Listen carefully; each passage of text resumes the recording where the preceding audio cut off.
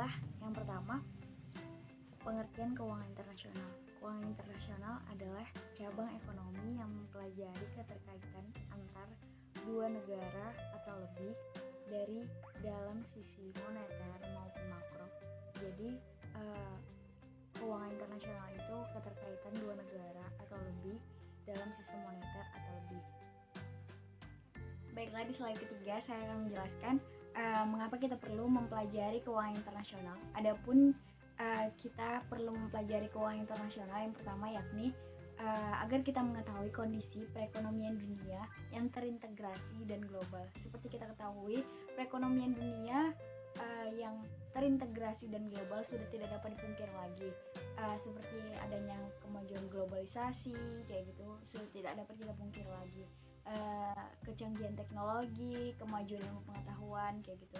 Terus yang kedua ada liberalisasi perdagangan internasional dapat mempengaruhi produksi dan konsumsi.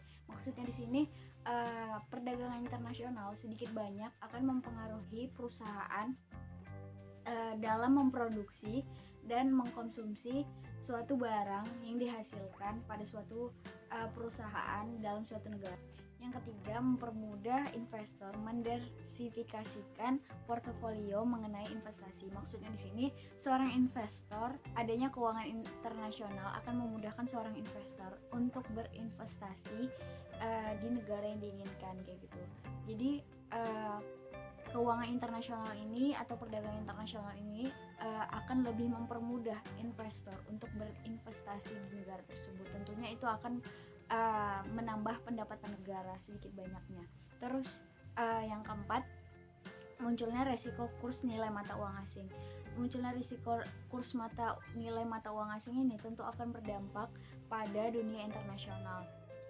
Contohnya pada perusahaan, munculnya profitabilitas, terus arus kas bersih, dan adanya nilai pasar perusahaan. Yang kelima, adanya ketidaksempurnaan pasar.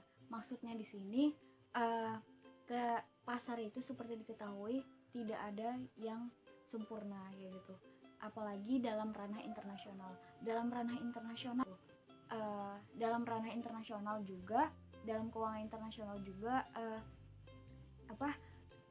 struktur pasar ini juga muncul kayak gitu, seperti struktur pasar monopolistik kayak gitu, atau oligopoli atau yang lain-lain kayak gitu. Baiklah, di sini saya akan menjelaskan pengertian pasar keuangan internasional. Pasar keuangan internasional ialah pertemuan pasar atau pertemuan antara produsen dan konsumen yang subjeknya antar suatu negara yang memperdagangkan produk keuangan dalam berbagai cara, termasuk bursa efek secara langsung kepada produsen dan konsumen. Baiklah, di sini saya akan menjelaskan jenis-jenis pasar keuangan internasional. Yang pertama ada pasar uang. Pasar uang ialah pasar yang memperjualbelikan modal seperti contohnya deposito, wesel. Pasar ini juga memperjualbelikan modal tersebut dalam jangka waktu yang pendek atau kurang dari 1 tahun. Yang kedua ada pasar modal. Pasar modal adalah pasar yang memperjualbelikan modal dalam jangka waktu yang panjang. Biasanya pasar ini memperjualbelikan surat berharga. Jenis pasar keuangan internasional yang ketiga ada pasar valuta asing. Pasar valuta asing ialah pasar yang melakukan kegiatan transaksi valuta asing atau mata uang asing dengan berbagai transaksi seperti swap transaction, forward transaction, spot transaction. Yang keempat ada pasar hipotek. Pasar hipotek ialah pasar yang memberikan pinjaman dalam bentuk jangka panjang, terus dalam bentuk lahan, seperti biasanya itu seperti perumahan. Jenis-jenis pasar keuangan internasional yang kelima ada pasar kredit konsumen. Pasar kredit konsumen ini ialah pasar yang memberikan pembiayaan pinjaman terhadap konsumen atas suatu produk seperti pembelian jasa, pembelian barang contohnya seperti pembelian motor, pembelian AC, pembelian laptop dan lain-lain, dan liburan. Jadi pasar ini memberikan pembiayaan pinjaman terkait liburan, beli jasa, beli barang kayak gitu. Sedangkan yang keenam ada pasar komoditas. Pasar komoditas ialah pasar yang memperjualbelikan barang-barang komoditas. Contoh barang-barang komoditas itu seperti contohnya barang-barang pertanian kayak gitu. Biasanya pasar ini dikenal dengan istilah future market. Selanjutnya saya akan menjelaskan cara dan alat transaksi internasional. Yang pertama ada letter of credit atau LC, yang mana ini merupakan surat yang dikeluarkan oleh pihak bank kepada permintaan pembeli barang atau importir, yang dimana bank tersebut menyetujui dan membayar tagihan yang ditarik oleh penjual barang atau eksportir.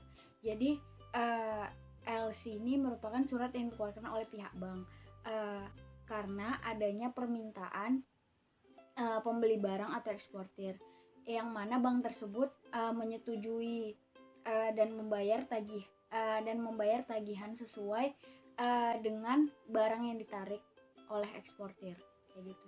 Yang kedua ada cash payment, yang mana cash payment ini pembayaran di muka. Maksudnya pembayaran seorang importir membayar terlebih dahulu kepada eksportir melalui transfer bank. Yang ketiga ada open account yang dimana seorang penjual mengirimkan barang, melakukan pengiriman barang. Setelah itu seorang pembeli membayar pengiriman barang tersebut melalui transfer bank kayak gitu, melalui transfer bank ke rekening seorang penjual tadi kayak gitu. Terus yang keempat ada commercial bills of exchange.